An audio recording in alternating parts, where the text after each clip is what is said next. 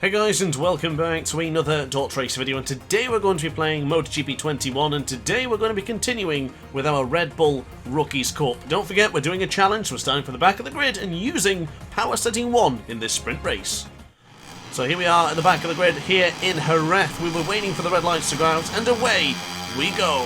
Now it's imperative we get a decent start here and stay in the rear of all the other riders, because we're stuck on power setting 1. That is the restriction for this challenge, so it is going to be very difficult to maintain speed and move past some of these riders when we're stuck in this very, very slow power setting. So here we go then, up into 26. No, not quite yet. Still in the last position on the grid against these many KTMs, as you can see on your screen right now as we go onto the left-hand side. Still not a single position gained. I might have to get a bit aggressive here as we go on the left-hand side for the fourth corner. Nice and tight to the apex. Up on 1, up on 2, up on 3, up on 4 perhaps. Not quite.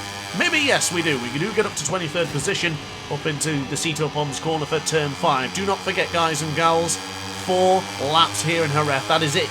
So it's a massive sprint race for us right now. We've got to move on past the number 42 here and try and position ourselves into a good spot going into the DrAce corner, formerly known as DrAce, now known as the Pedrosa corner. So onto the right-hand side we'll go.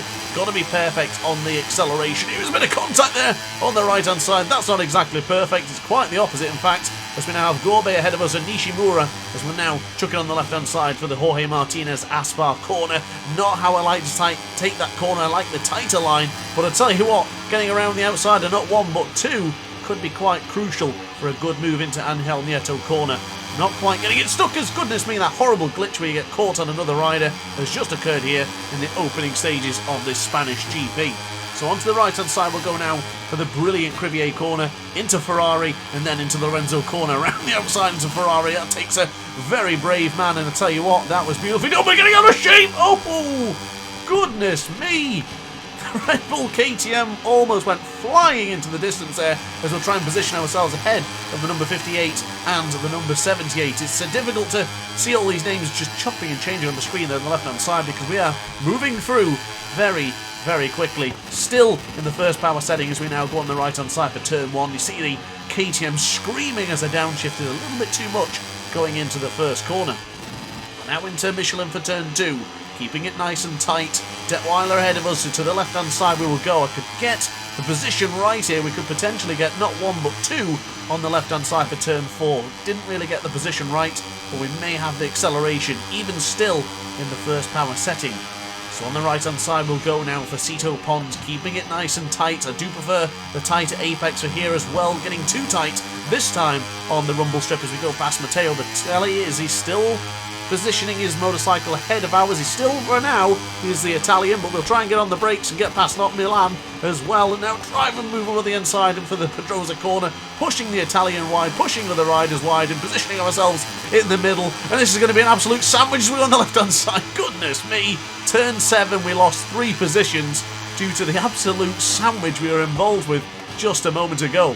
So keeping behind them, we might have the speed to get on through. We do actually get past the 2 Italians and the Spaniard, and I tell you what, that's a beautiful position to be in now, up into 12th place, but this will conclude the second lap in just a couple more corners, so we've got to really work now to claw back 3 seconds of a gap.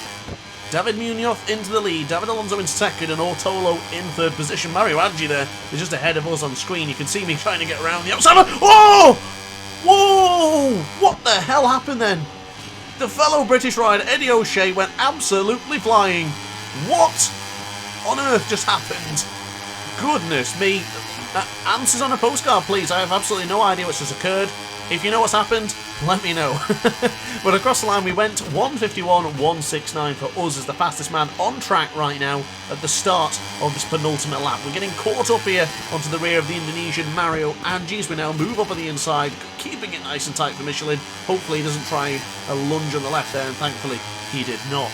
So Heinrich ahead of us, just ahead of him is the young Brazilian Diogo Moreira. Of course is Moto 3 bound and actually in their Moto 3 this season for the real life aspect of the sport.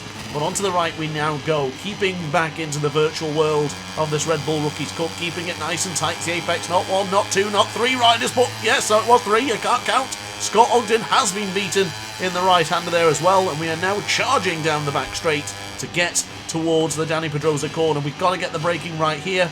If not, we do risk the inside as Scott Ogden taking advantage. He has not. We do stay ahead of the British rider. We have Daniel Munoz ahead of us. Daniel Holgado a little bit further ahead of him. And then, of course, David Alonso, Otolo, and David Munoz in the top position. So we try and now move over the inside of the number 7. Can we get the job done? Beautiful change of direction there for the Angel Nieto corner. And now finishing this penultimate lap behind Holgado and possibly behind Uriarte is going to be absolutely crucial.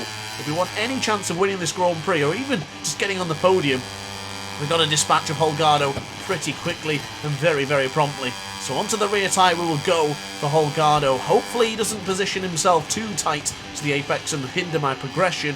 Thankfully not, but I will be able to use the slipstream as we get a little bit of contact there with the number 96. Let him move ahead of us on track and I'll try and get a bit of his slipstream. Try to actually convince him and encourage him to get up on the left-hand side, but he didn't want to go there. He stayed to the right-hand side. So 1:53.43 on the penultimate lap is the best we can conjure up. A little bit of contact there and a bit more collision as I'm going to give him a bit of a shove to get out of the way there. Goodness me, that was aggressive. That was the most aggressive I've seen Matt Grant in a, well, I guess in this reality for the very first time, as we now go on the left-hand side for 4th corner. I tell you what, this is going to be one hell of a job to catch up to Uriarte, Alonso, Ortolo and Munoz. I do not think we can get it done here. It's going to be one hell of a tall order. We lost 0.5 of a second in that exchange with Munoz. Well, actually, Holgado, because Munoz is now ahead of Holgado for 6th position. But a 5th place is not where I wanted to be featured, to be quite honest with you. So we go on the right-hand side for the Pedrosa corner. We have clawed in a little bit more time, ladies and gentlemen. The gap is now under 2 seconds. Well, that is the gap for the leader, David Munoz. What is the gap to Uriarte? It's around 0.9 of a second. If they engage in battle, we'll have a good shot of a podium here, ladies and gentlemen. But if they do not and stay as they are, I don't think I'm going to be able to get it done. Onto the right-hand side for the Angel Nieto corner we'll go.